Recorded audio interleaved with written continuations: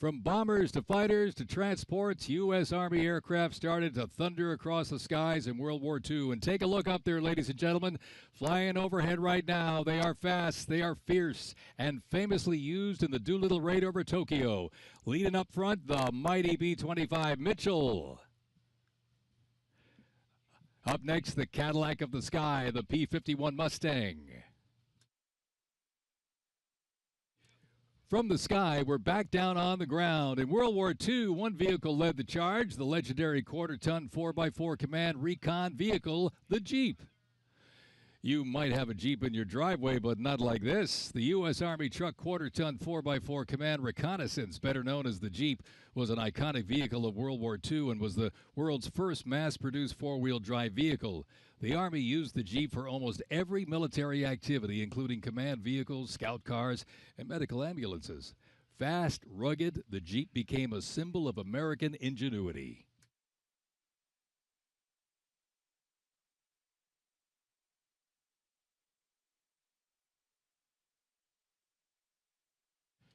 From Fort Bragg, North Carolina, this is the 82nd Airborne Ceremonial Band. The 82nd received the nickname All-Americans after a contest as it represented the diverse origins of its members from every state. This name remains today symbolized by their iconic AA patch. Fort Bragg's finest, ladies and gentlemen. Give them a big round of applause, the 82nd Airborne Ceremonial Band.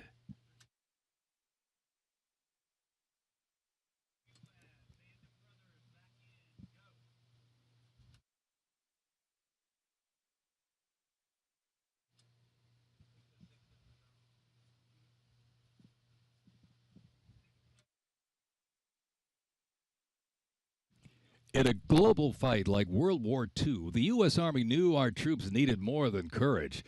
They needed innovation. Uniforms evolved for every environment, but olive drab remained the mark of the American soldier. Shaped by lessons from the trenches of World War I, the Army introduced two battlefield essentials: the M1 helmet, tough, stable, and built to protect under fire, and the M1 Garand rifle, powerful and fast. It gave American troops a very clear edge. General George S. Patton called the M1 rifle the greatest battle implement ever designed, and history proved him right.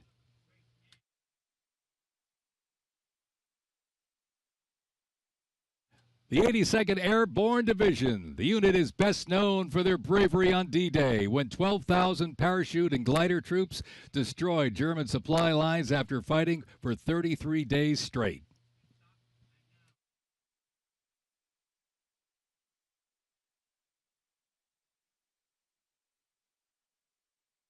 The 101st Airborne Division, based out of Fort Campbell, Kentucky, traces its lineage back to 1918 when it first established as the 101st Division. Known for their ability to rapidly deploy across the world, the unit has held a crucial role in operations since its inception.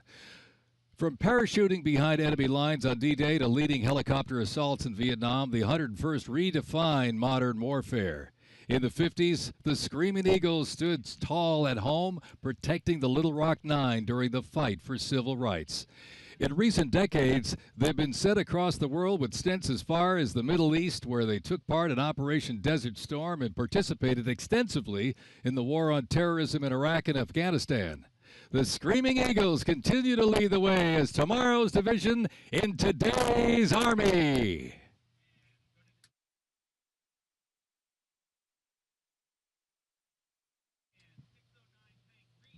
The iconic Sherman tank is here, ladies and gentlemen. It was the cornerstone of the U.S. Armed Forces, showing its military might in World War II. It became one of the most influential tank designs of the 20th century. The M4 tank was nicknamed the Sherman tank after Civil War General William Tecumseh Sherman. Actually, it was named by the British.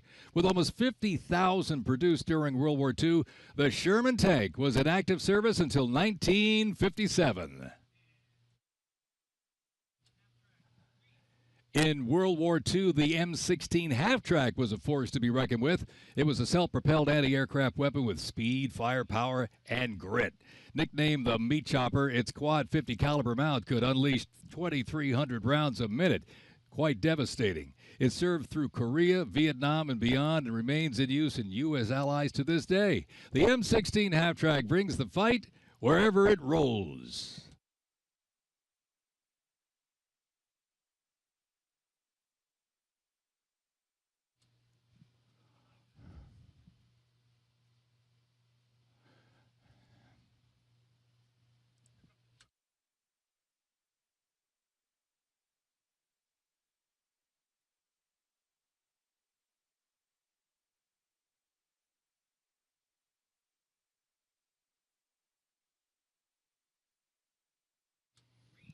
The U.S. Army Transportation Corps motto states, "Nothing happens until something moves."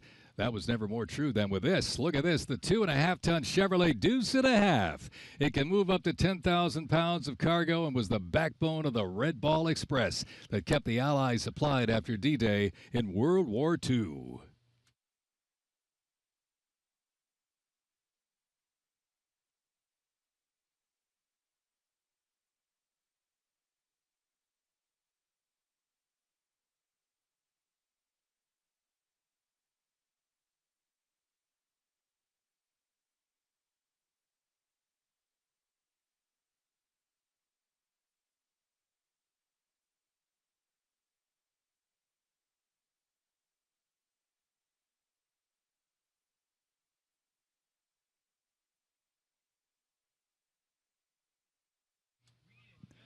The Korean War, often referred to as the Forgotten War, began on June 25, 1950, with the North Korean Army's invasion of South Korea.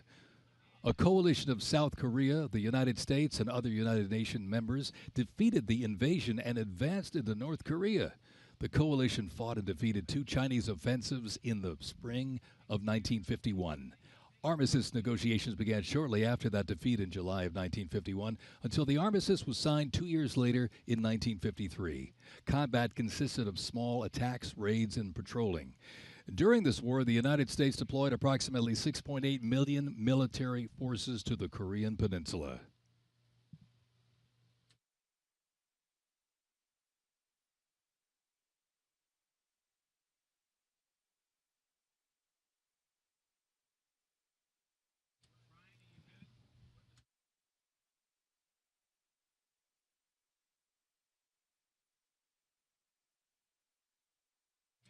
Special thanks to our sponsor, Coinbase.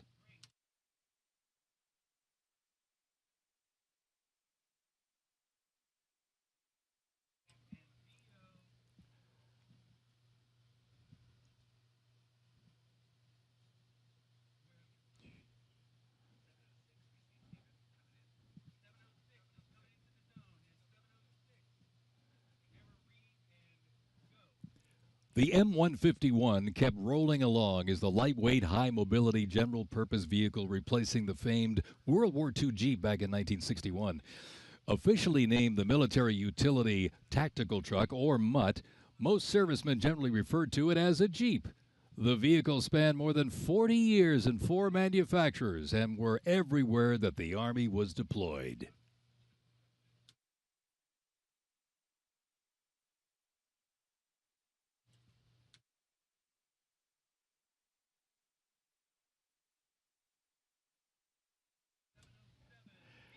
Another rolled by earlier, and at 2.5 tons, this Deuce and a Half, the M35A2 classic military transport truck, was a mainstay of the U.S. Army for decades, particularly during the Vietnam War and Operation Iraqi Freedom. The Deuce and a Half proved its value moving cargo, supplies, and soldiers. Its capabilities include up to 5,000 pounds off-road and 10,000 pounds on-road, making it ideal for moving just about anything. In the jungles of Vietnam, the U.S. Army faced a new kind of war. Helicopters became the new workhorses of battle, delivering troops, firepower, and supplies into some of the most unforgiving terrain on Earth. This is the U.S. Army in Vietnam, the era of air mobility, fierce firefights, and unwavering brotherhood.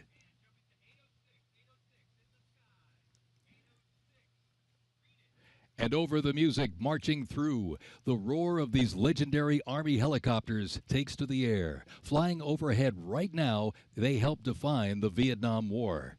That staccato beat of the rotor blades was a welcome sound to many troops mired in combat. From transport and medevac to close air support and reconnaissance, they brought the fight to the front and pulled the wounded to safety. The OH-6 Cayuse scouted the terrain with unmatched agility. The AH-1 Cobra, also nicknamed the Snake, brought serious firepower. Its slim design, as you can see here, helped it survive and thrive in hostile environments to protect soldiers below. And the icon of the era, the UH-1 Huey, the first turbine-powered helicopter in service with the U.S. military. There was nothing the Huey couldn't do. General support, air assault, cargo transport, medic evacuation, and ground attack missions. The Cayuse, Cobra, and Huey, ladies and gentlemen, three iconic Army symbols in the sky.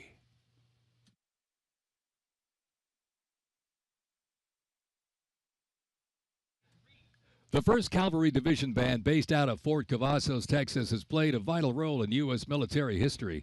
Since its origins back in 1855 as the Band of the 2nd Cavalry, it has supported operations from the Civil War to Desert Storm. Over time, it's evolved into a powerful force, using music to strengthen bonds between soldiers and engage with communities. From World War II in Korea to the Vietnam War in Bosnia, the 1st Team Band has enhanced morale and upheld the division's enduring legacy. Today, the band continues its mission using music to shape perceptions, foster trust, and promote national Army and division interests. Standing ready to serve, it remains an enduring symbol of the 1st Cavalry Division's legacy and commitment to duty. The band performs Hit the Leather and Ride, a march composed by Captain Robert Meredith Wilson. This piece reflects the cavalry's transition from horses to mechanized warfare, capturing the speed, the resilience, and the tradition of the division. From Fort Cavazos, Texas, everybody, the 1st Cavalry Division Band.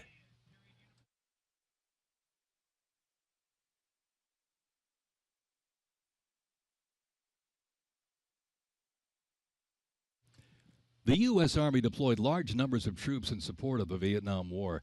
The first contingent of U.S. Army advisors arrived in Vietnam in the late 1950s, and that quickly grew to a small team of around 100 soldiers, which then expanded to more than 600 over the next decade.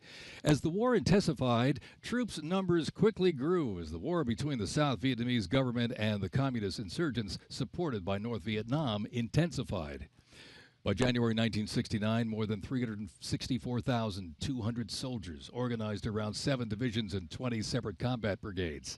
The United States began withdrawing its forces in July of 1969, and the last Army combat unit left South Vietnam in August of '71. The last U.S. combat soldier came home March 1973, while a small number of non-combat personnel remained until April 1975.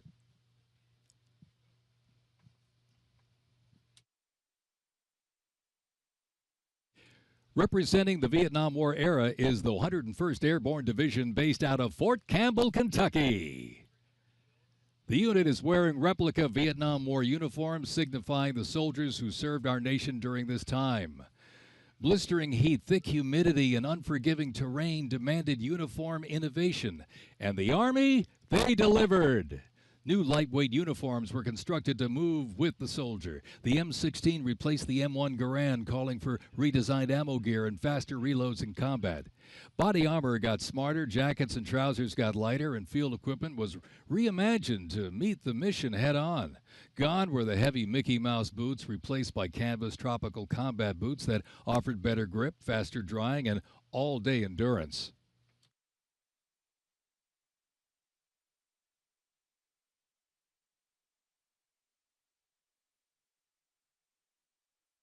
Special thanks to our sponsor, Oracle.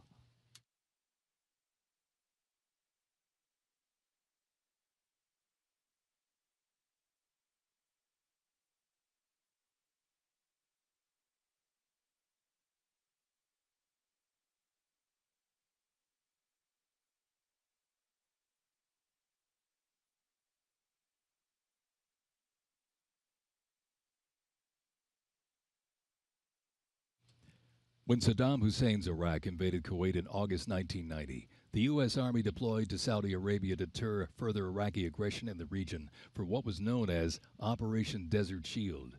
By the fall, more than 750,000 troops comprising U.S. service members and coalition partners from more than 30 countries had assembled in the Saudi Arabian desert.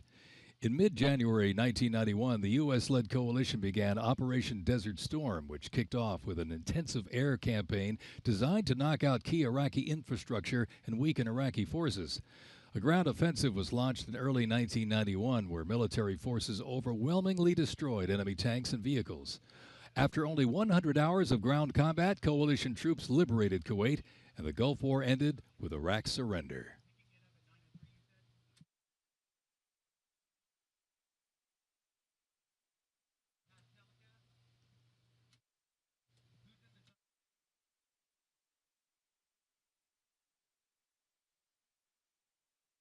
From Fort Riley, Kansas, this is the 1st Infantry Division, one of the Army's most storied divisions. Nicknamed the Big Red One because of the distinctive red on their unit patch, as the oldest continuously serving division in the U.S. Army, the unit has participated in every major operation since World War I, living up to its motto, "No mission too difficult, no sacrifice too great, duty first." The 1st Infantry Division was originally established as the 1st Expeditionary Division in 1917 and spearheaded the American Expeditionary Forces in France during World War I. In World War II, the Fighting First stormed Omaha Beach on D-Day and liberated Nazi concentration camps.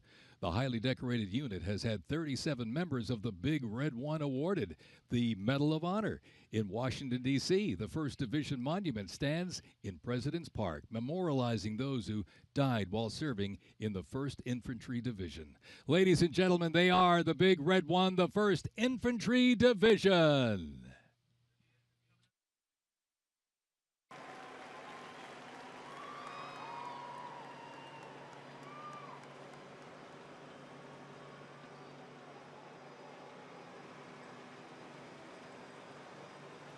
More military rolling stock. During Operation Desert Storm, the M2 Bradley fighting vehicle proved its value on the battlefield. It is fast, it is tough, and it is lethal. Named for General Omar Bradley, a leader from West Point's famed class of 1916, the Bradley was built to carry troops into combat with protection and power. Armed with a 25mm chain-driven cannon and twin-tube-launched, optically tacked, wire-guided missiles, it played a critical role in clearing the way during the ground assault into Iraq. While the Paladin looks and sounds like a tank, it is technically a self-propelled howitzer and was first introduced back in the 1960s. Over the years, it's been upgraded to perform in versatile battlefields from Vietnam to the Soviet Union to Iraq.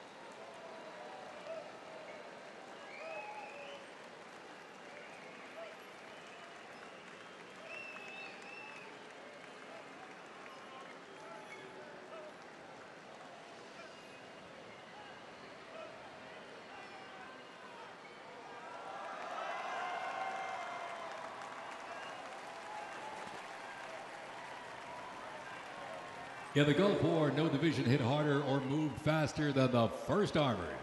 The 1st Armored Division, nicknamed Old Ironsides, is the oldest, most recognizable armored division in the United States Army.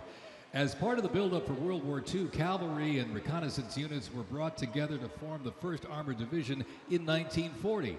In the Gulf War, no division hit harder or moved faster than the 1st Armored. Old Ironsides really led the way. During Desert Storm, they engaged in some of the largest tank battles in Army history.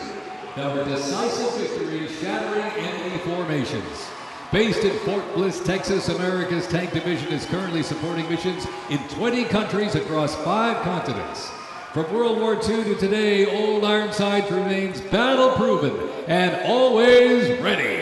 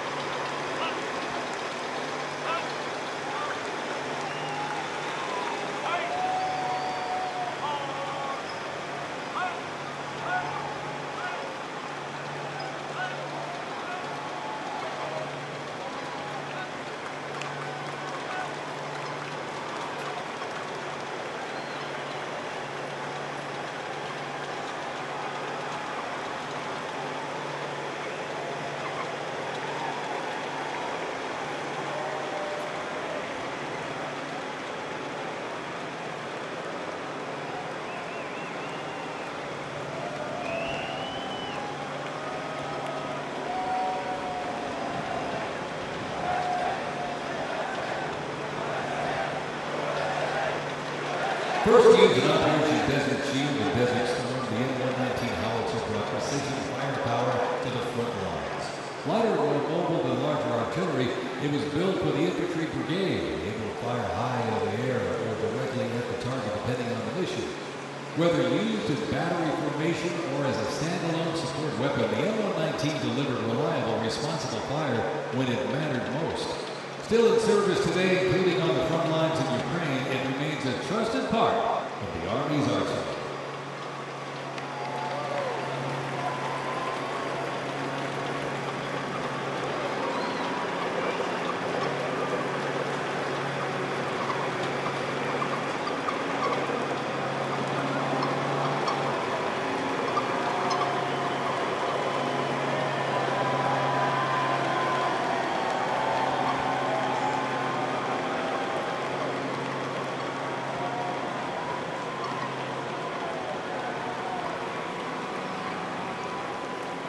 Special thanks to our sponsor, UFC.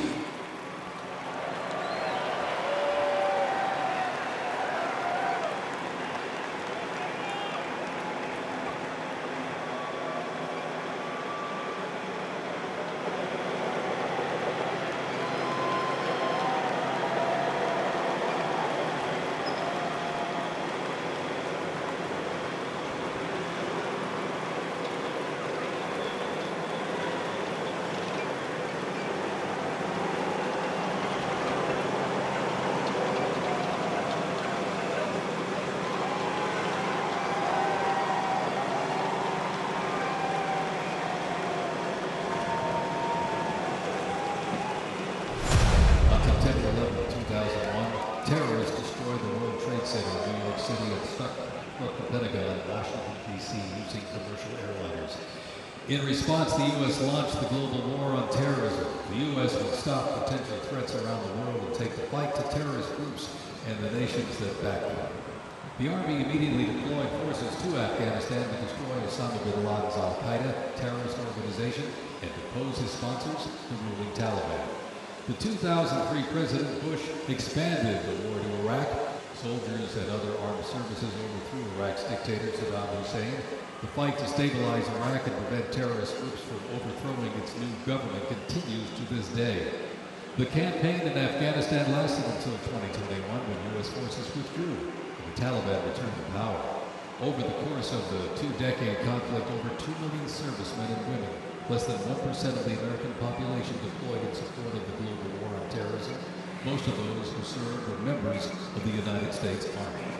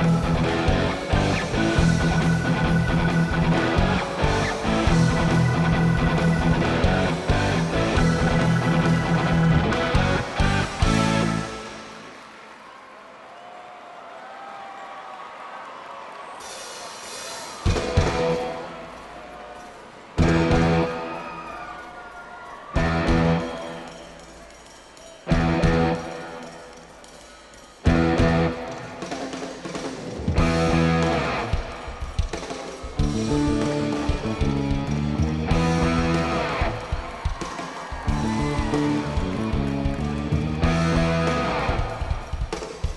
global war on terrorism saw the introduction of a range of new technologies on the battlefield. The 8-wheeled Stryker armored combat vehicle is the first military vehicle to enter service in the U.S. Army since the war started back in the 1980s. The vehicle was developed to fill a gap in the Army's inventory between the light infantry and heavy artillery. The Stryker armored combat vehicle enables the team to maneuver in close and urban terrain, plus provide protection in open terrain and transport infantry quickly to critical battlefield positions. The first Stryker vehicles were fielded back in 2002 with the first Stryker brigade combat team deploying to Iraq in 2003.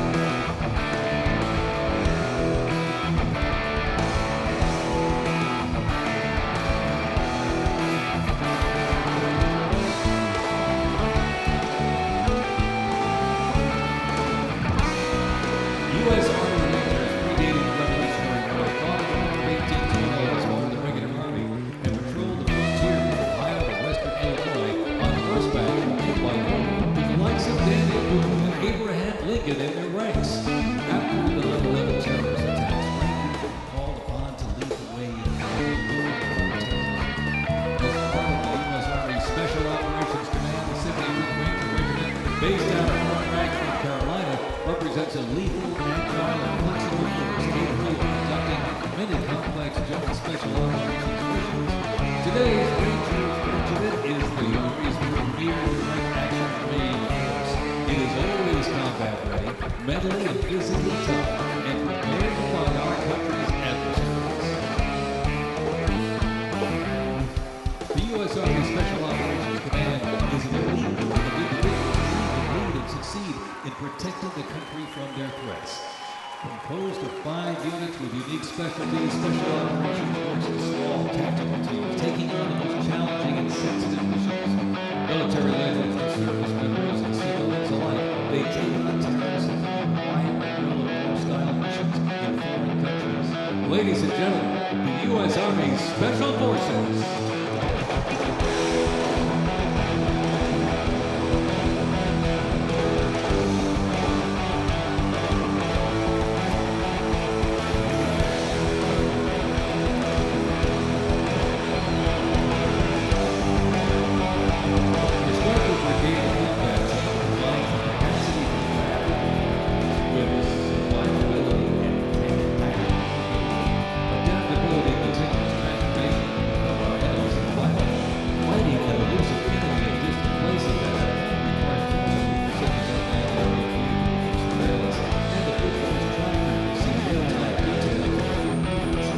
The United States does not face the challenging international environment alone. Our network of allies and partners is an advantage to our adversaries and over 80 nations have fought alongside the United States or assisted during the global war on terrorism.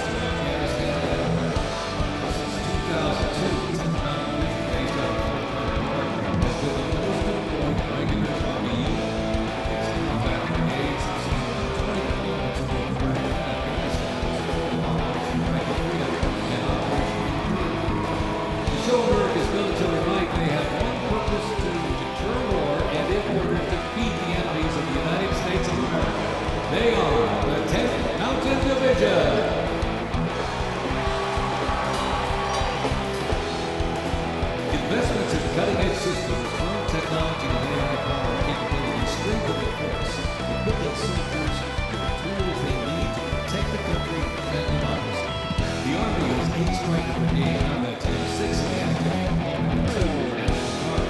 More than 2/3 of the 7,000 servicemen and women who sacrificed their lives fighting the global war on terrorism were part of one of the Army's 3 divisions: active duty forces, the Army Reserve, and the Army National Guard. The Army is continuously transforming to deter aggression to ensure our adversaries cannot outrange or outpace us. This transformation is not just about data, it's about maintaining dominance, ensuring that America's Army remains unmatched in speed, flexibility, and ability to support the nation's strategic priorities.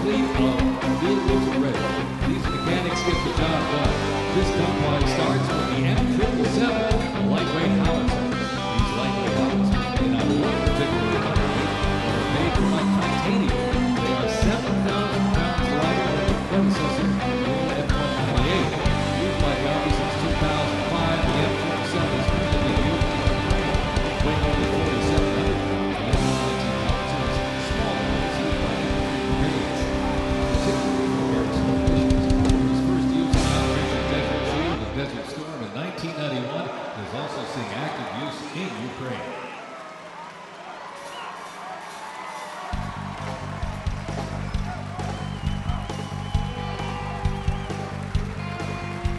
The 7th Infantry Division, stationed at Joint Base Lewis McChord, has been seeing continuous combat action ever since activation of World War I. From Europe to the Aleutian Islands, Japan, Korea, Afghanistan, and the Pacific, the Bayonet Division boasts a proud history of answering the call of its motto, "Trust in Me," with resolute dedication. Sent to deployments and conflicts around the globe since it was founded, the division returned to Fort Lewis in 1971, its first time on American soil since 1934. The 7th Division, originally called the Hourglass Division due to their tactics, gained the nickname Bayonet Division during their deployment to Korea in June of 1950.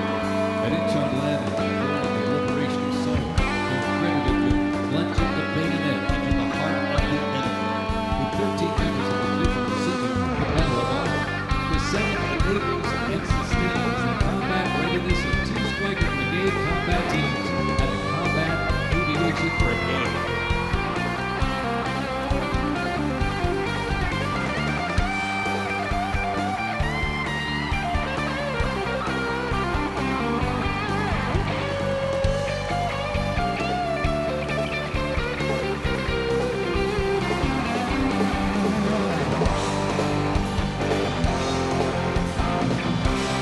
The American soldier is of everything the Army does. We are continuously transforming. Army careers span the spectrum from the toughiest of astronauts to mechanics to engineers. The Army's greatest asset is the finest men and women our great nation has to offer, with a myriad of talents that make us strong. Aside from its people, the Army's next greatest asset is its technology and equipment. Coming up next, these vehicles offer a glimpse of what the Army employs for readiness and battle. The portable howitzers and the foldable Abrams tank were used extensively in the Gulf War, along with Bradley tanks and the infantry squad vehicle. The ISB provides enhanced tactical mobility of an infantry brigade combat team. This allows commanders greater freedom of movement and action. The ISB provides the warfighter with increased flexibility to ensure infantry units maintain momentum to achieve mission success.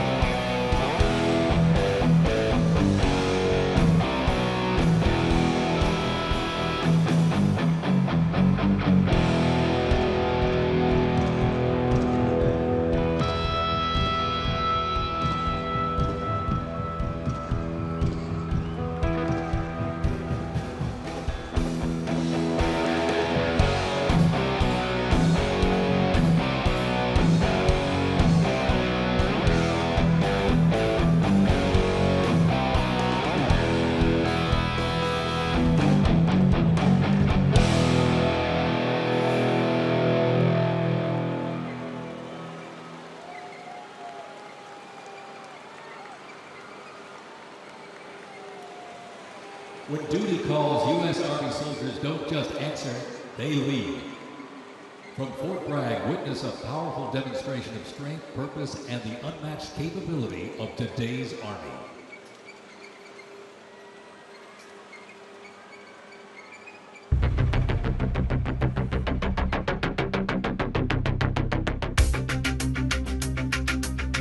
The Army has made me see my potential, and I feel like it's molded me into a better person.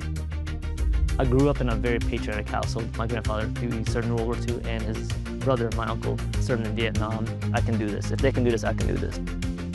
When I was born, my dad was still serving in the military, and him coming home in his uniform, I'm like, yeah, I want to do that. Ready for takeoff. My motivation, I think it follows in line. I think with what my family's done is kind of a sense of duty to serve our country and give back since it's given us so much. I'm a very, let's say, timid person, but definitely helped me become a more confident person.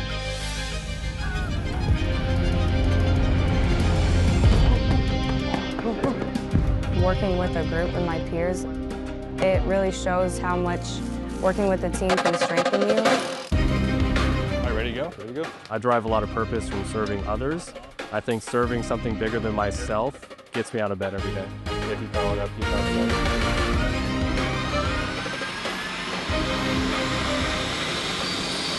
I definitely pushed myself further than I ever thought I could go.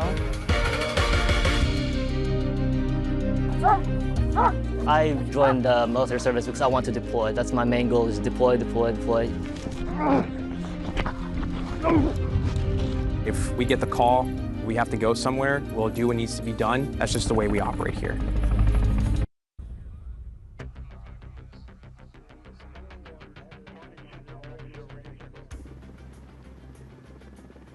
This is one of the few jobs in the nation where we all take an oath. Life on the line for you, and they're willing to put their life on the line for me.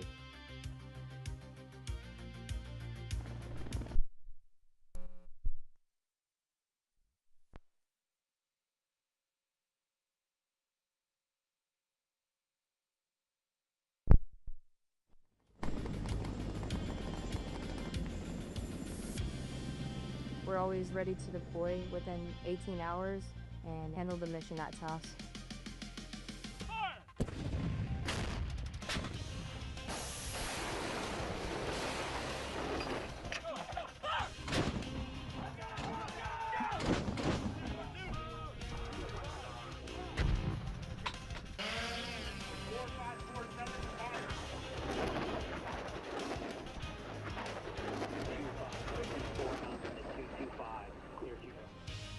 We jump so frequently so that our jump masters and the paratroopers are ready to deploy.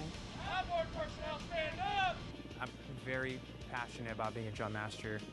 The paratroopers, they see you and, you know, they believe in you. I love to instill that confidence with my passion into those paratroopers. It's a rush. It's great. Drop them cleared for personnel drop.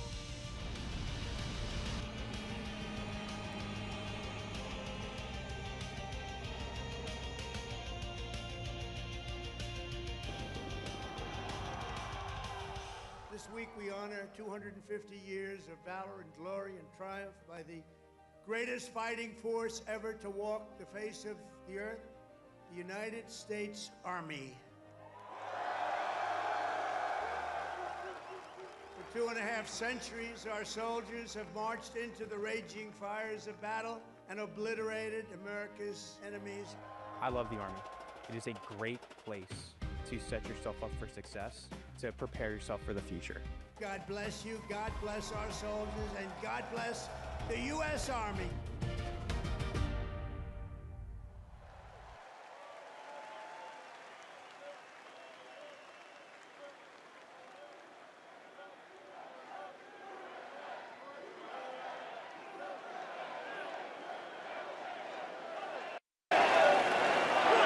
Joint Base Elkhorn, Richardson, Alaska is the home to America's Arctic Angels, who execute expeditionary operations worldwide, conduct multi-domain operations in the Indo-Pacific Theater and the Arctic, and on order decisively defeat any adversary in extreme cold weather, mountainous and high-latitude environments through large-scale combat operations. The Angels are the Army's only Arctic division.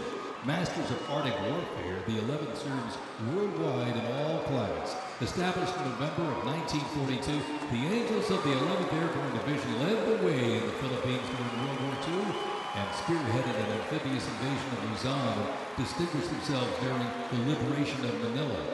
After periods spent inactive and stationed in Germany from 1963 to 65, the division operated as the 11th Air Assault Division with the mission of testing and refining the Army's helicopter-centric air mobility doctrine. Activated once again in June of 2022, they remain dedicated to defending America's interests throughout the Arctic, in Alaska, and beyond. The 11th Airborne Division, America's Arctic Angels.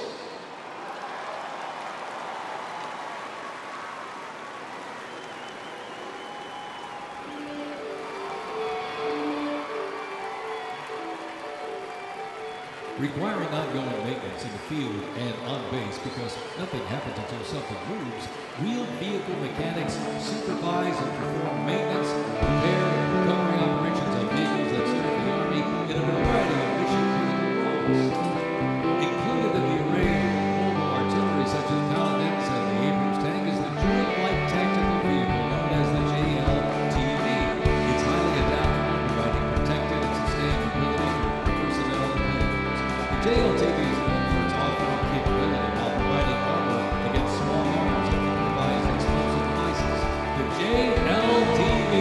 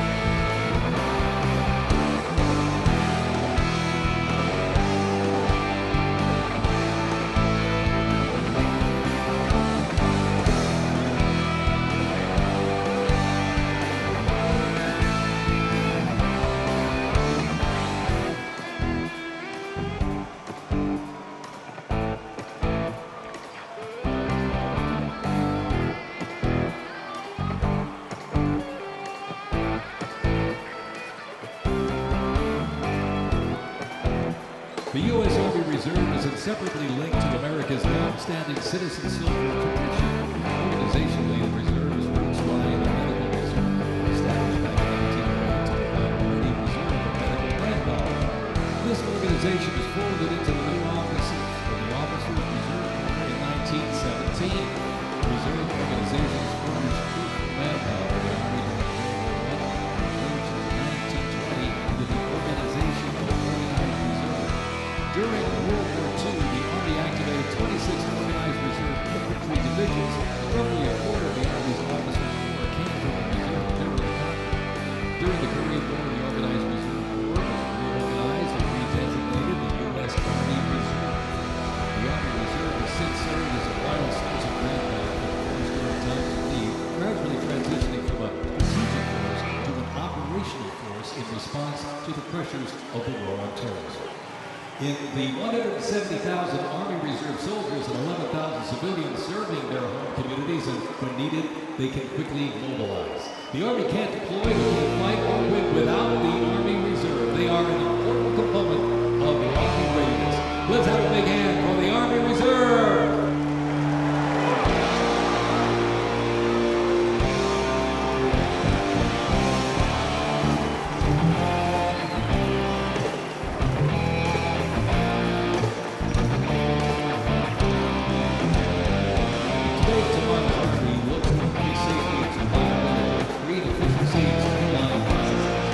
Stryker is a great example of assessing all the needs and developing these Strikers provide a balance between heavy armor, infantry brigade, and combat teams.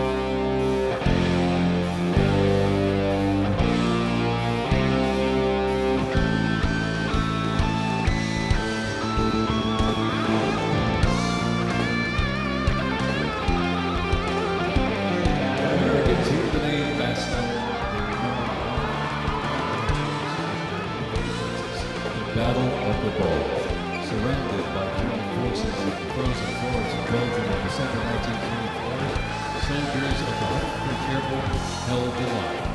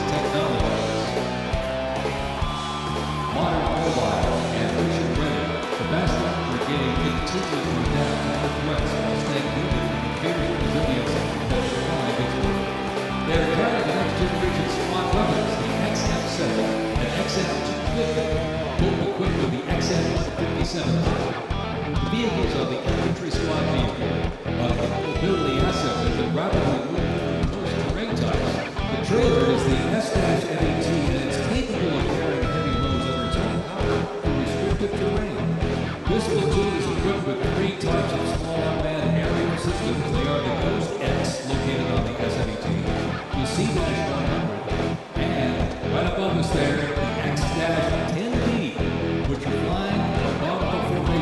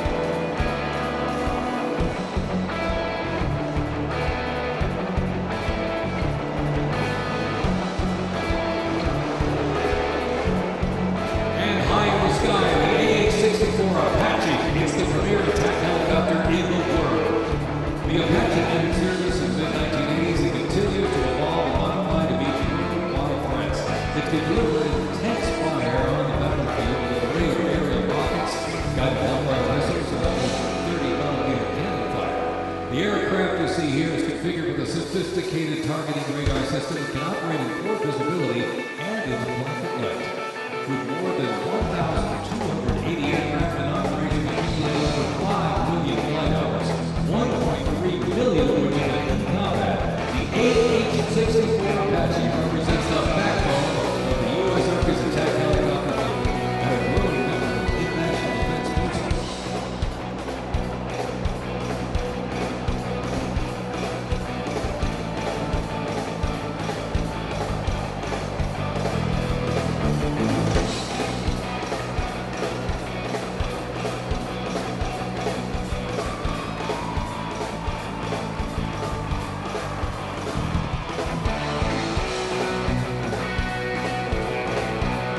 Special thanks to our sponsor, Lockheed Martin.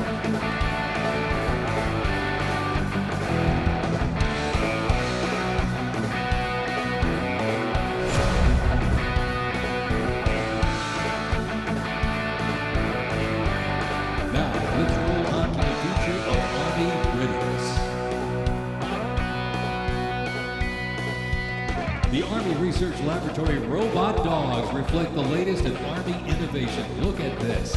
Much like a true canine, these robots can go where soldiers cannot. They have increased mobility, improved tactical awareness, reduced risk to soldiers, and enhanced teamwork.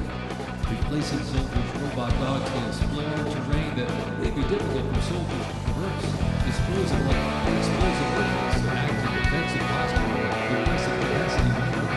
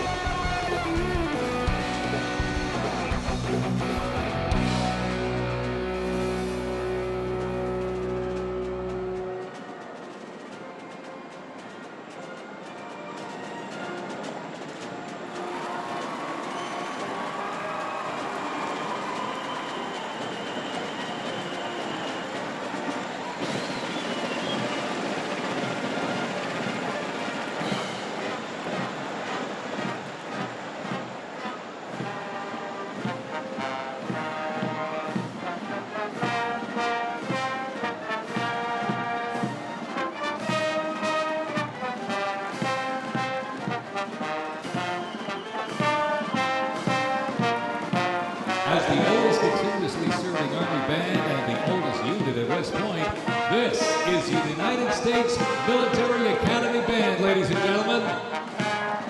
West Point Band traces its history to a single drummer and fife recorded by George Washington during the American Revolution. Over the next 2 centuries, this band evolved into one of the most capable and versatile performing groups in the world.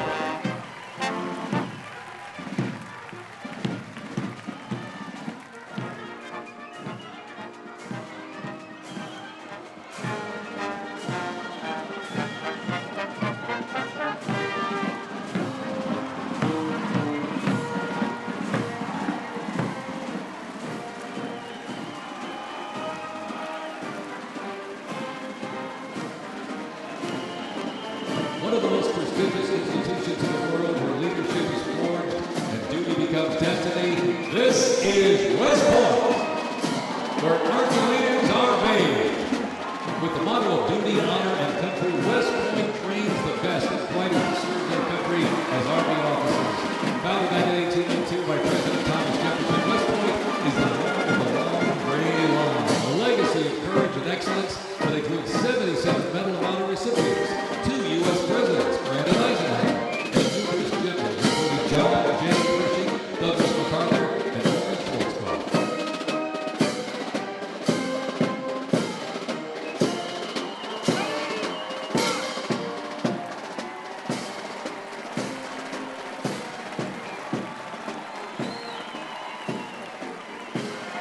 Upon entering the United States Army, all recruits undergo initial entry training, a highly intense and challenging training period aimed at developing a soldier's physical and mental toughness, instill discipline, train them in essential combat skills, and foster teamwork.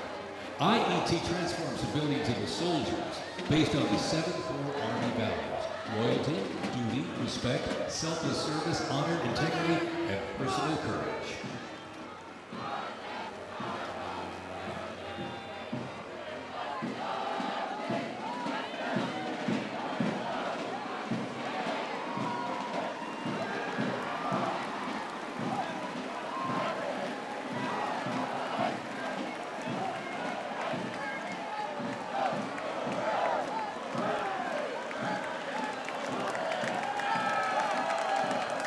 The Virginia Military Institute, on a mission to produce citizen soldiers, men and women educated for civilian life, prepared to serve their country in the armed forces.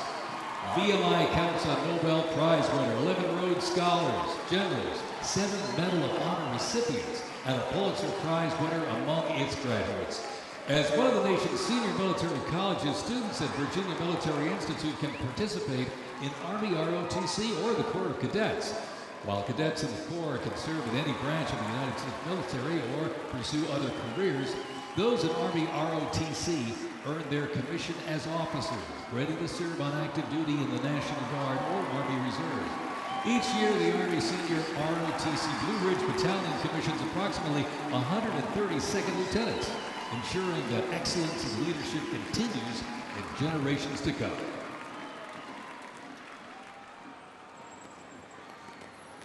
The Citadel, the Military College of South Carolina, offers students the opportunity to participate in Army ROTC or the historic Corps of Cadets. Founded in 1842, the Citadel is the 3rd oldest of the senior military colleges and is known for its Corps of Cadets living and studying under a classical military system that makes leadership and character development essential. While military service is not required in graduation, more than 120 students earn their commission each year through the Army Senior ROTC Palmetto Battalion, playing a vital role in shaping the future.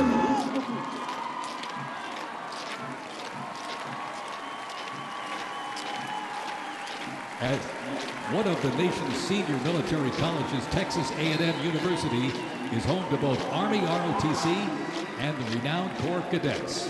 The Corps of Cadets' central purposes has remained building individuals that exemplify respect, excellence, leadership, loyalty, integrity, and selfless service. Students at the university who participate in the Army ROTC earn their commission as officers, ready to serve on active duty in the National Guard or Army Reserves. Each year, the Army Senior ROTC Warrior Training Battalion at Texas A&M proudly commissions more than 90 second lieutenants and is honored to shape the future leaders of the U.S. Army.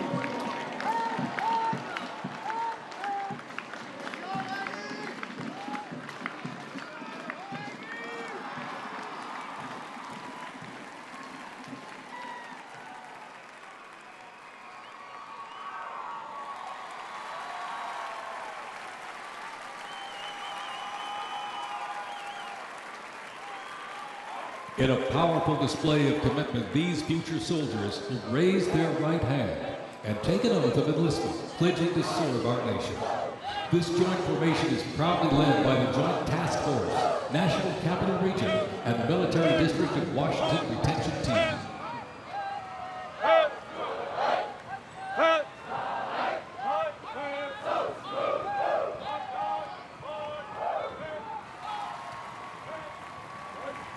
Shaping tomorrow's Army, West Point's most inspiring cadets remind us that America's future is courageous and in capable hands.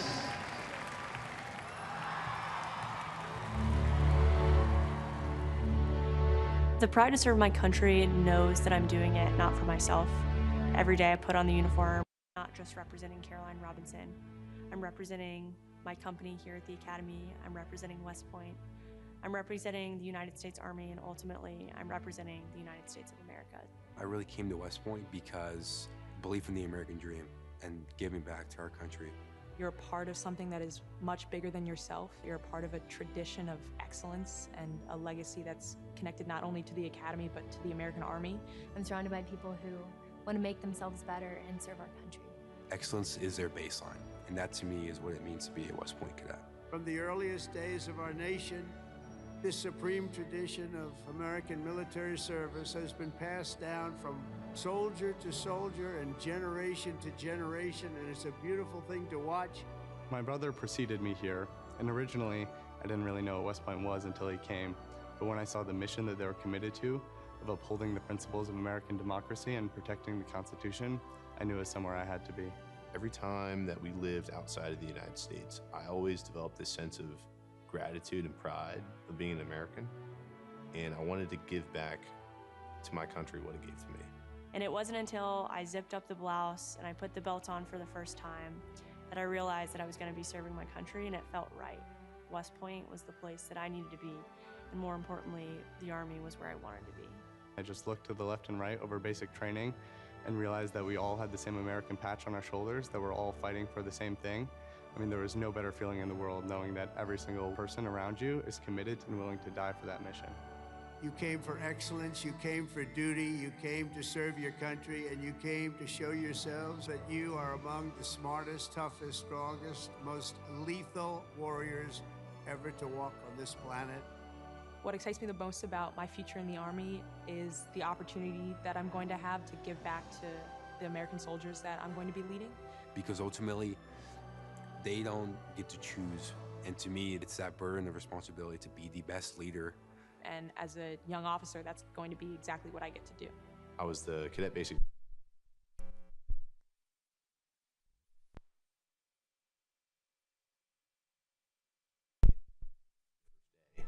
And watching them grow so quickly. I would do all the formations, and I looked out at these 1,000 new cadets, people who just come out of high school. They were I don't think there's another institution in the country like West Point where the student body is so committed to furthering the mission of America and ensuring.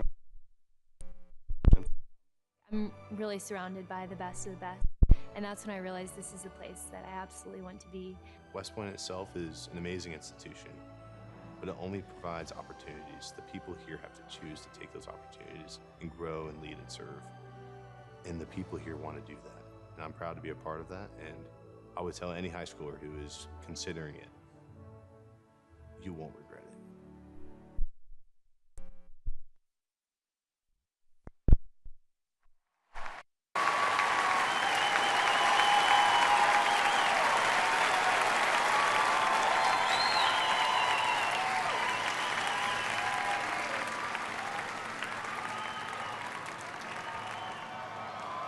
Left.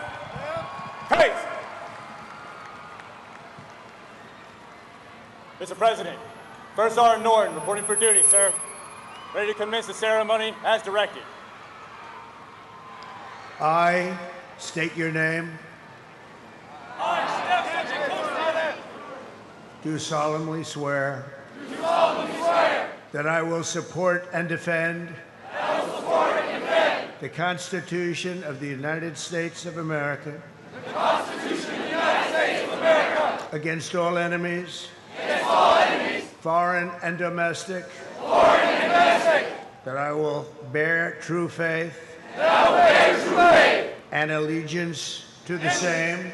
And allegiance to the same. And that I will obey the orders. And I will obey the orders.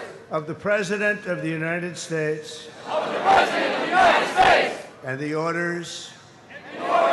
Of the officers appointed over me. According to regulations. And the Uniform Code of Military Justice. So help me God.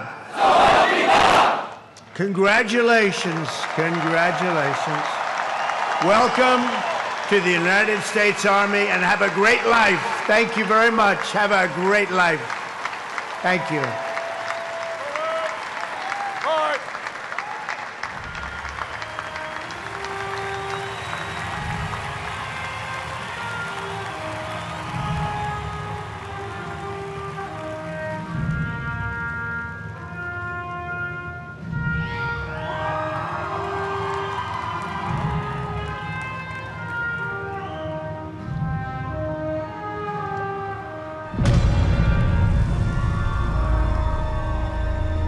Heritage School is the best life insurance policy for our Army. It will always end with two people facing off with each other, and we need young leaders to be able to close with and destroy the enemy and defend our nation's interests forward.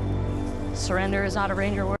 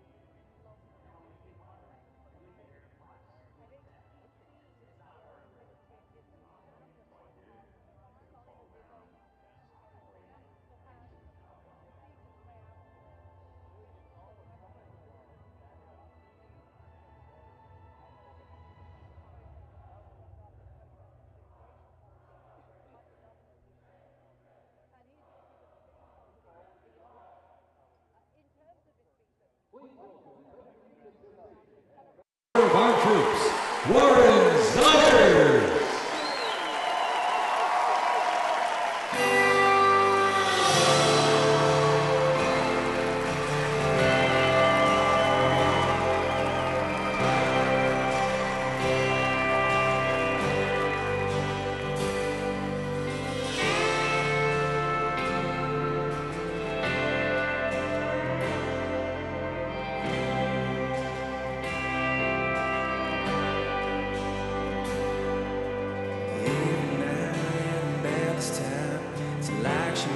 I'm lonely, rolls up when a wife's gone like a record on rain day, laying on old memories and talking about what we used to be. She'd probably be the dead of me, but damn if it ain't sweet. She's my pretty little poison, my heart hanging tonight with a kiss on her lips. Like cyanide. Yeah, she came with a warning.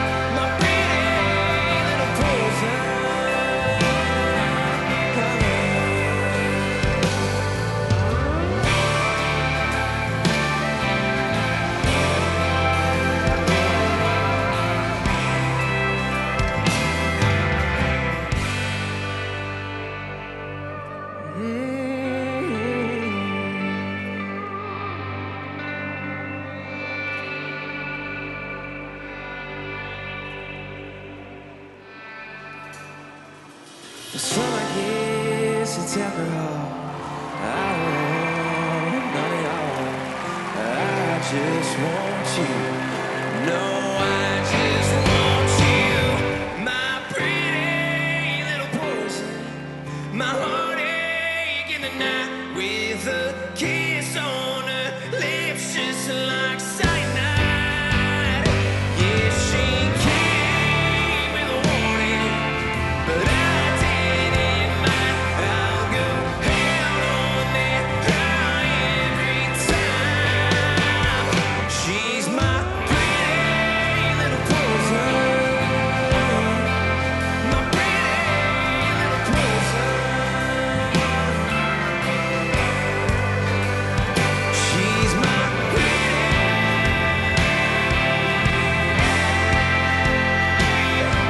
little poison.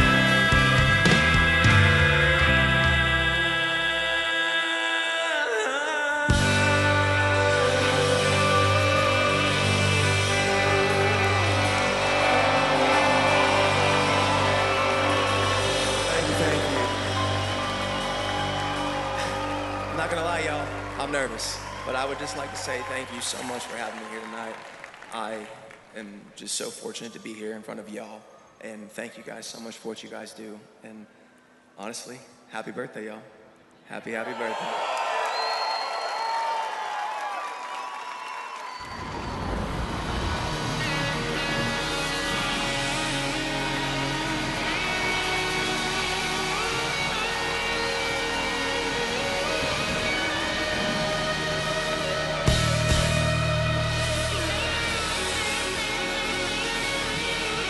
This next song was loved by y'all, so if you know the words, please sing along. The song's called Ride the Lightning, y'all.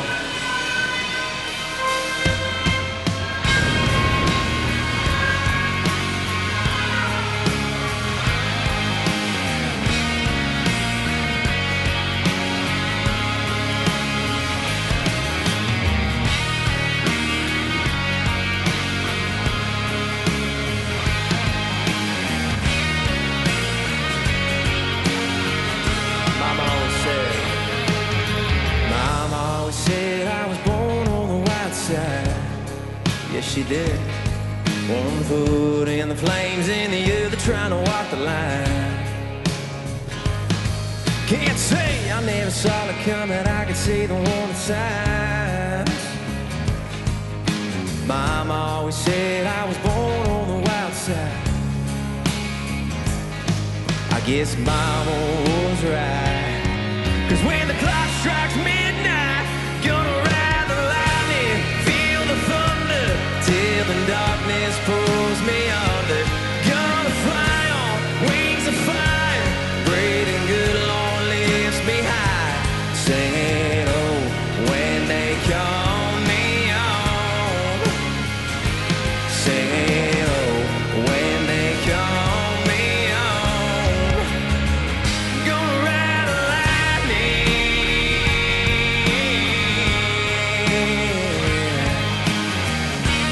I see you singing, my friend. There's a man in a black coat standing at a crossroads with a pen in his hand and a long list of life souls. They say he flips a coin, fools at a fool's gold. There's a man in a black coat standing at a crossroads. I hope he lets me pass by when I close my eyes. Gonna ride the lightning, feel the thunder till the darkness pulls me under. Gonna fly on wings of fire, breathing good, Lord lifts me high, singing oh when they call me on, singing oh when they call me on. Gonna ride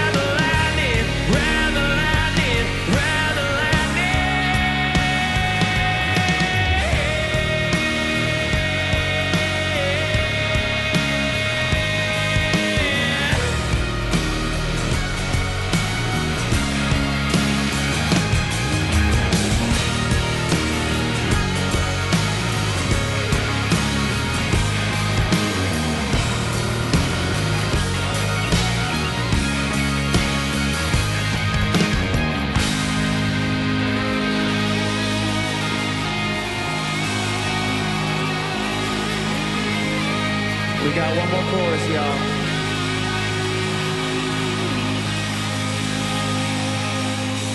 Gonna ride the lightning, feel the thunder, till the darkness pulls me under. Gonna fly on wings of fire, brave and good, Lord, lift me high. Singing, oh, when they call me home. Singing, oh, when they call me home. Gonna ride the lightning. Gonna ride the lightning.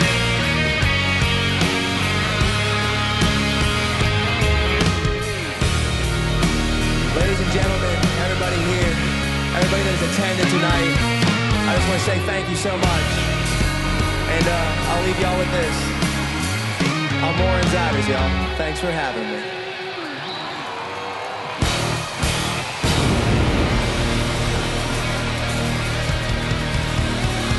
It has been my honor, ladies and gentlemen. I really mean that. Thank you so much.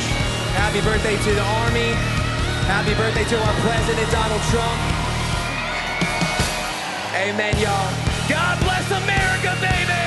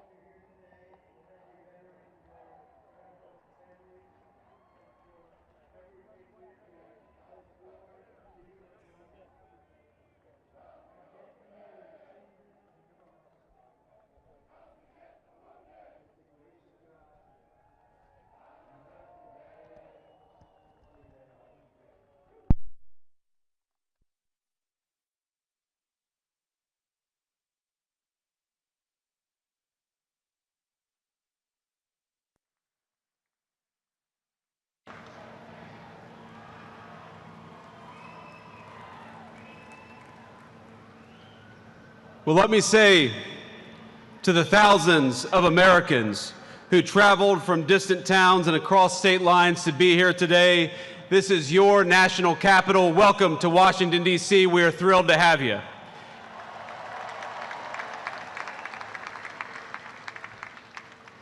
This evening, as we celebrate the 250th anniversary of the United States Army, the oldest branch of the greatest fighting force ever known to man, I want to say to all the soldiers all across our nation's capital and all across the world, happy birthday, soldiers. We're proud of you.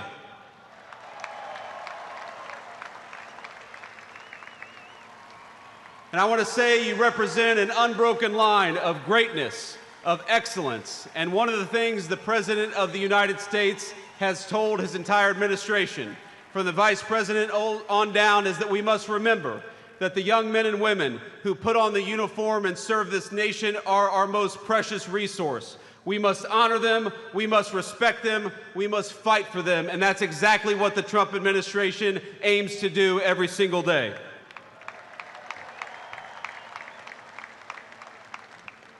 And so to our soldiers, we're so proud of you, and let me tell you that the way that we honor and respect you is, number one, we never ask you to go to war unless you absolutely have to, and number two, when we do ask you to go to war, we give you the weapons and the support needed to kick the hell out of the enemy and come back home safely.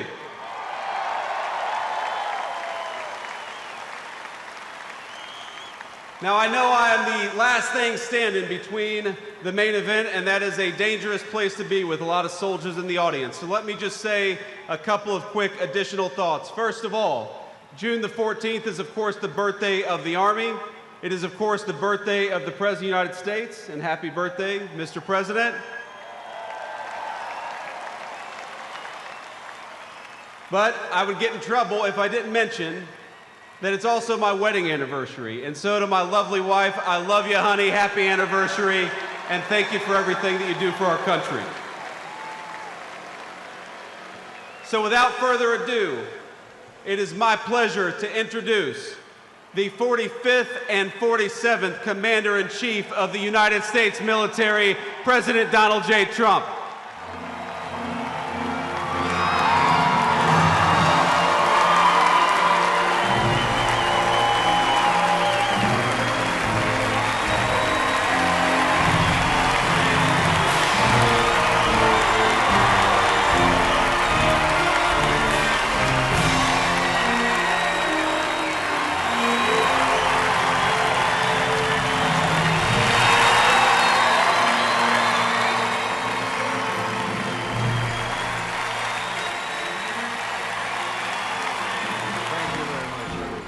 Thank you to Vice President Vance, and thank you to our wonderful First Lady, and above all, thank you to the greatest, fiercest, and bravest fighting force ever to stride the face of this earth, the United States Army. Thank you very much. Because the Army keeps us free, you make us strong, and tonight, you have made all Americans very proud. They're watching from all over the world, actually. Made them all very proud. Every other country celebrates their victories. It's about time America did too. That's what we're doing tonight. And watching this magnificent display, our souls are filled with gratitude for every generation of warriors who have worn the uniform all the way back to the very beginning. So to every veteran across our land, and right here in our nation's capital, including 6 recipients of the Congressional Medal of Honor, we love you, we honor you, and we salute your noble service to our flag and to our country. As we celebrate tonight, we also think of the hundreds of thousands of Army soldiers who have made the supreme sacrifice for our nation and selflessly laid down their lives in every war, from the Revolution to the War on Terror.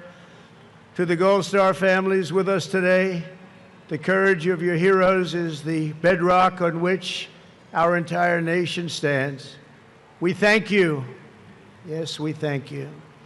Today we commemorate an event that did not just change American history, but changed the history of the entire world, with the creation of America's Army on June 14th, 1775. Liberty got its shield and the freedom got its sword. Those first Army patriots in the American Revolution fought against a fearsome enemy and impossible odds, but they were armed with a righteous cause.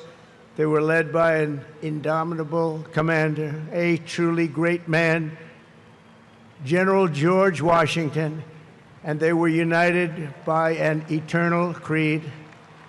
Their motto was victory or death, Over the past 2.5 centuries, our warriors have shown unrivaled valor on fields of battle around the globe. With the frostbitten feet and bloody fist, they have marched into the flames and fury of combat, charged up mountains, stormed beaches, waded through torrents of gunfire, and leapt into skies thick with smoke and shrapnel. The U.S. Army has driven bayonets into the heart of sinister empires, crushed the ambitions of evil tyrants. Beneath the threads of American tanks, it's done so well, it's done so much, and sent the devil himself flying into full retreat. Time and again, America's enemies have learned that if you threaten the American people, our soldiers are coming for you. Your defeat will be certain, your demise will be final, and your downfall will be total and complete.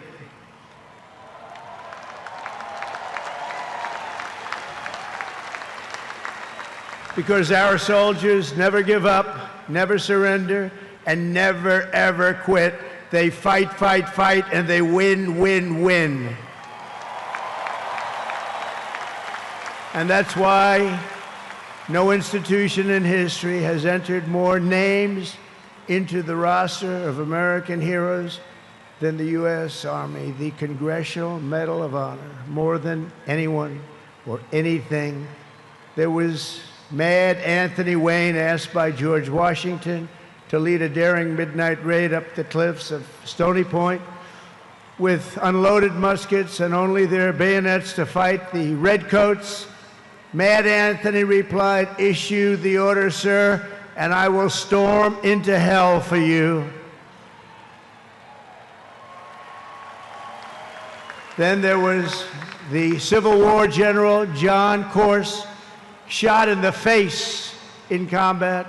He fired off a message to his commander: "I am short a cheekbone and one ear, but I am able to whip the hell out of all of them."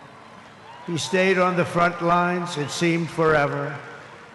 In World War II, there was the great Creighton Abrams, besieged on all sides by the Nazis at the Battle of the Bulge. He boldly proclaimed, "They've got us surrounded again, the poor bastards." This is the fighting spirit and unyielding force of the U.S. Army. It has never changed, and it will never, ever change, because there is no earthly force more powerful than the brave heart of a U.S. infantryman or an Army Ranger, paratrooper, or Green Beret. They are the best, they are the finest. From Bunker Hill to San Juan Hill, from Gettysburg to Guadalcanal, from Yorktown to Shiloh, and from the trenches of the Argonne to the mountains of Afghanistan, the Army has forged a legacy of unmatched courage, untold sacrifice, and unequaled and undying glory. Our soldiers have poured out their blood by the bucketful on Missionary Ridge and Heartbreak Ridge, on the sands of Sicily, Normandy in the Philippines, and on the dusty streets of Da Nang, Baghdad, and Fallujah. Thanks to their extraordinary service and devotion, 250 years later, America stands tall, America stands proud, and America stands free. We're the hottest country in the world right now, and our country will soon be greater and stronger than ever before. Down through history, we've been blessed beyond words by this valiant legion of Army warriors and patriots, heroes and legends. And tonight we affirm with unwavering certainty that in the years ahead and in every generation hence, whenever duty calls and whatever danger comes, the American soldier will be there.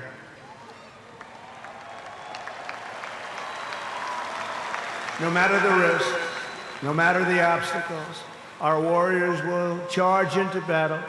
They will plunge into the crucible of fire, and they will seize the crown of victory, because the United States of America will always have the grace of Almighty God and the iron will of the United States Army.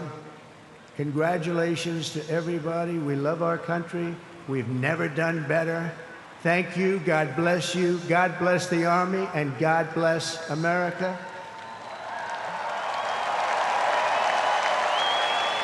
And now I'd like to ask our great First Lady to join me at the podium. Thank you very much, everybody.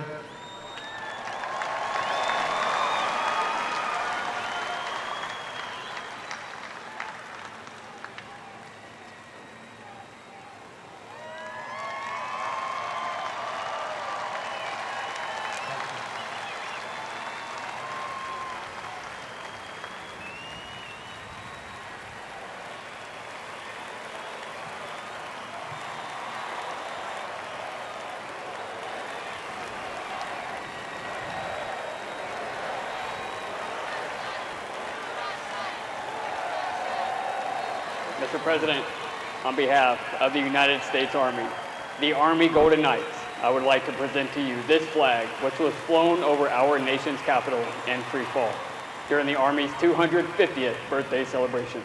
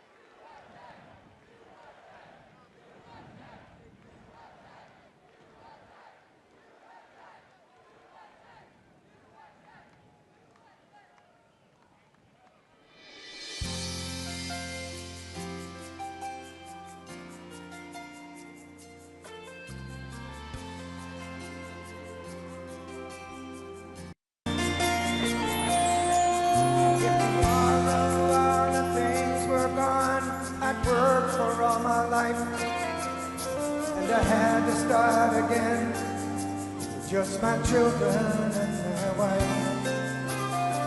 Thank my lucky stars to be living here today, 'cause our flag still stands for freedom, and they can't take that away.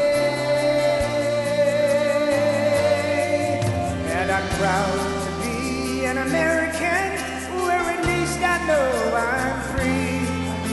And I won't forget the men who died, who gave that right to me. And I gladly stand up next to you and defend her still today. 'Cause there ain't no doubt I love this land. God bless the USA.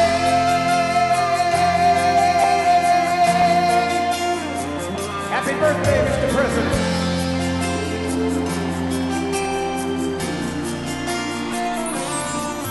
From the lakes of Minnesota to the hills of Tennessee, across the plains of Texas, from sea to shining sea, Detroit to Houston, and New York to LA. There's pride in every American heart, and it's time we stand and say, sing it with me. I'm proud to be an American, where at least I know I'm free. And I won't forget the men who died, who gave that right to me. And I gladly stand up next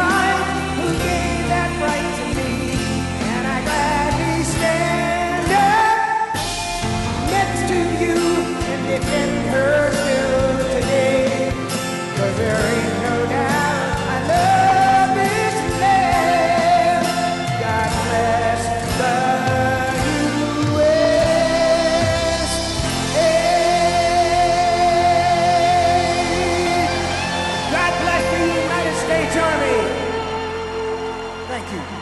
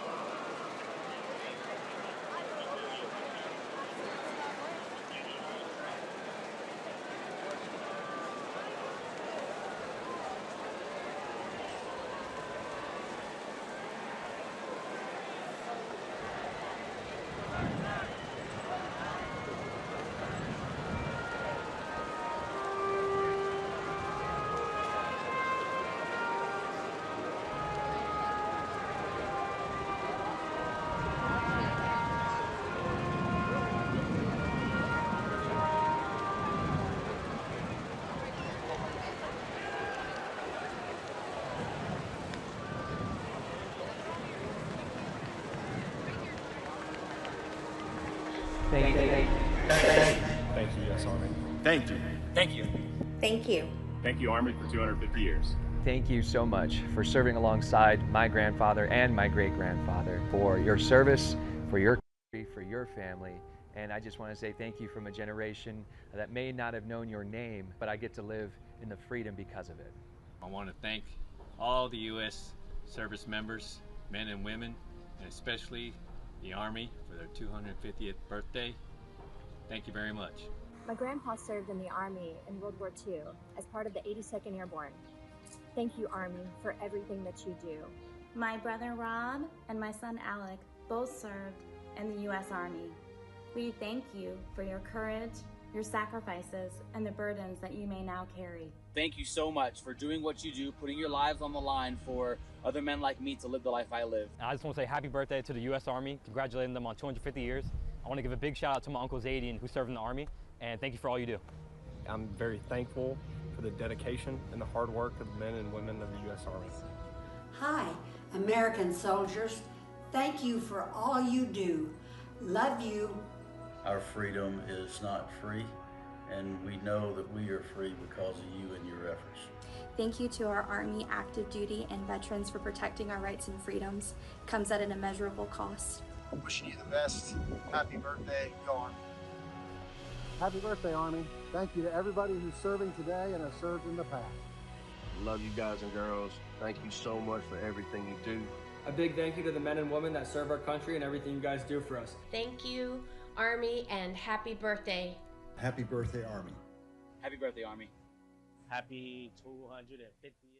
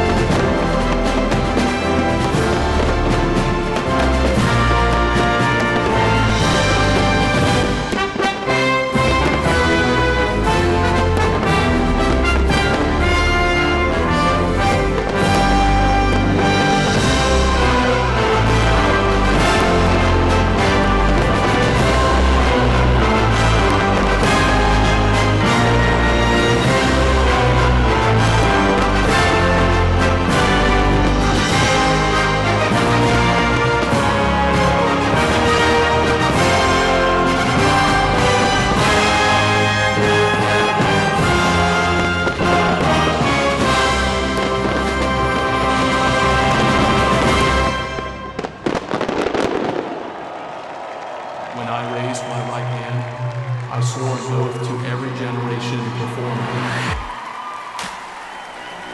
I wear the same branch insignia as the soldiers who crossed the Delaware.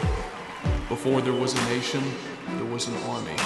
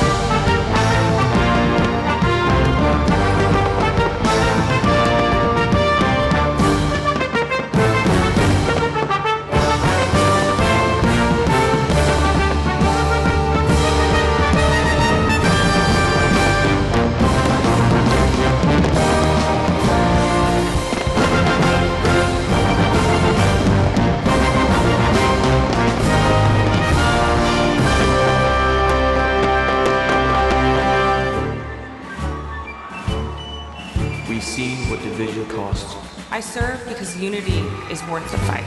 I carry that legacy forward every time I put on this uniform.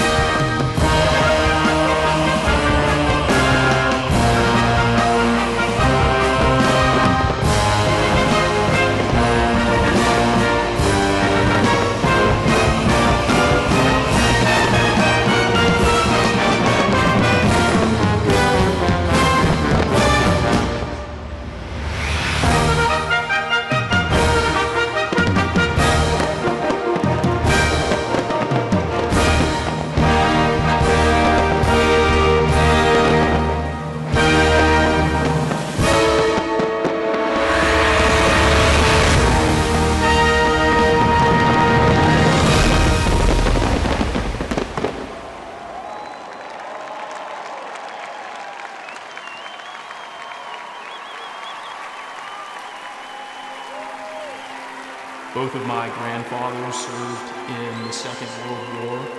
They answered the challenges of their time, and it is my goal in this uniform to answer and meet the challenges of my time head on.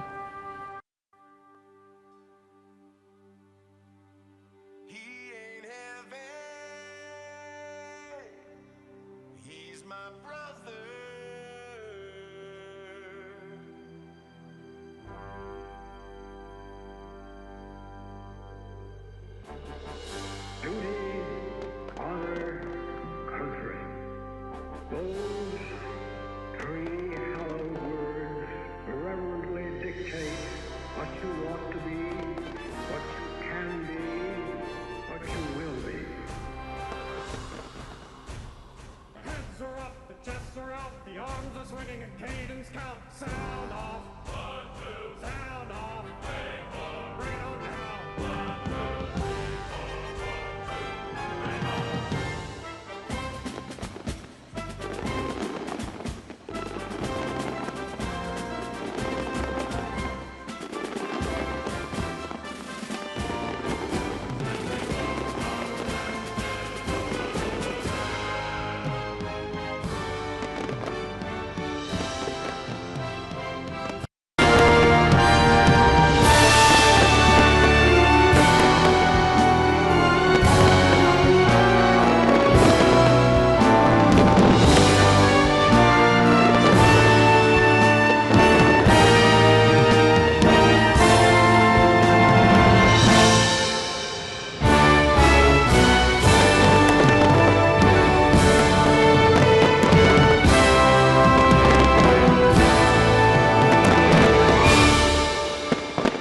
There's a strength in these bonds. There's a realness to these bonds. It's not just because this is your team, it's because your life depends on these people.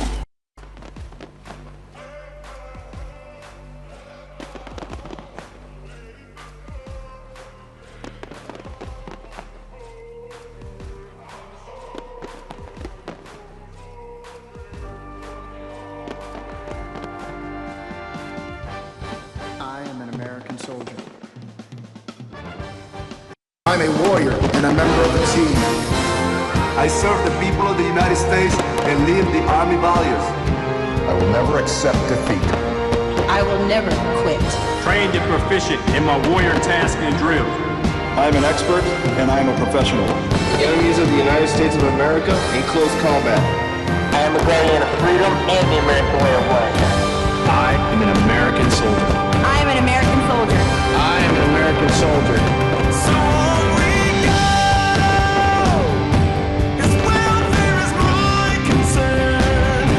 No burden is he to bear. We'll get there. For I know he will not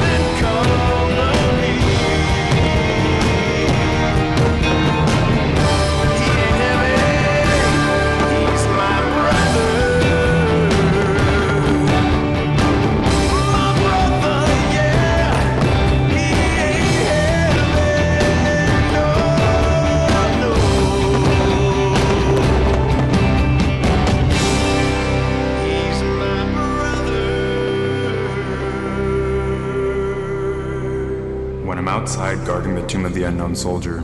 It is one of the most awesome jobs I think that I could have had in the military. I think about those soldiers who made the ultimate sacrifice. Oh, beautiful for heroes proved in liberating strife.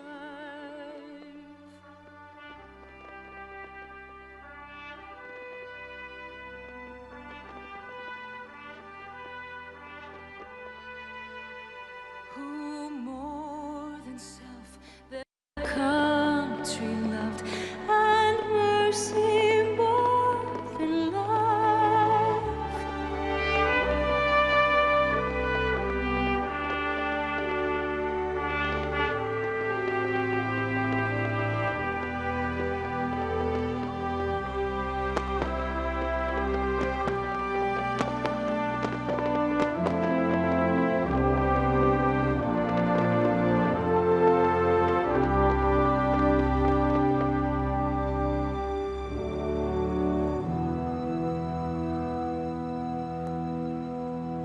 And I will always do my duty, no matter what the price.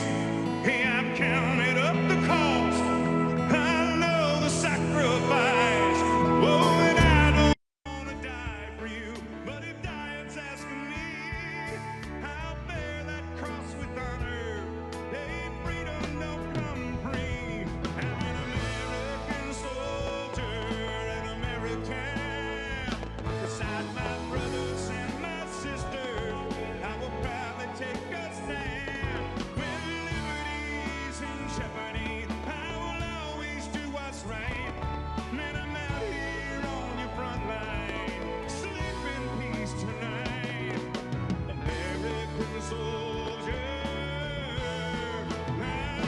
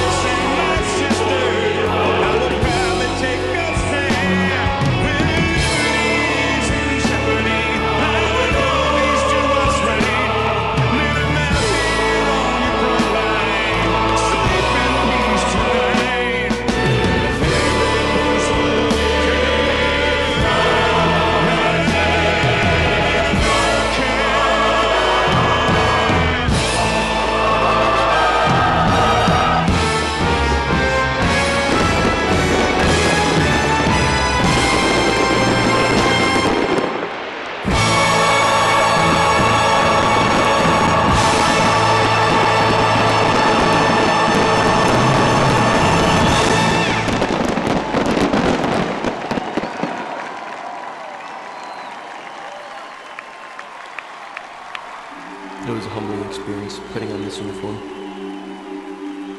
I believe this uniform is a symbol of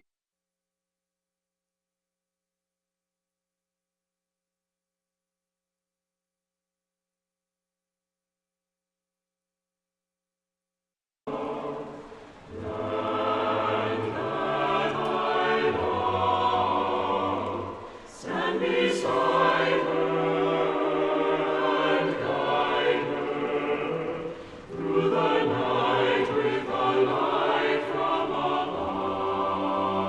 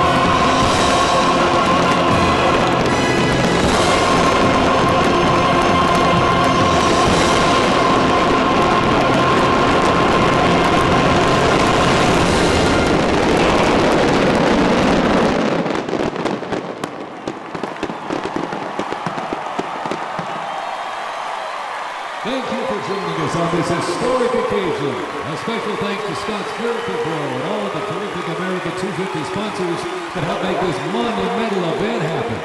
And to you, here in our audience, who are watching at home, to those in our U.S. military who are currently serving, have served, or being remembered, thank you for celebrating in the greatest country in the world. God bless you and God bless America. Good night.